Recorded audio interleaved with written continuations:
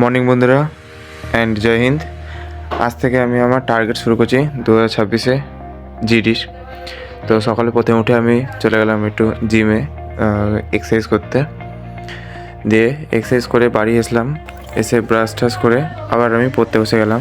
তো আজকে আমি পড়লাম জিকের হিস্ট্রি চ্যাপ্টার পড়লাম। হিস্ট্রিতে আমি পড়লাম মুঘল যুগ আর সুলতানি যুগ। তারপরে স্নান টান করে আরেকবার পড়তে বসে গেলাম। তখন আমি পড়লাম অঙ্কতে আমি করেছিলাম আজকে সিআই মানে চক্রবর্তী সুদ। তারপর আমি পড়াশোনা হয়ে যাওয়ার পর চলে গেলাম মাঠে, কারণ মাঠে তো করতে হবে পড়াশোনার পাশাপাশি।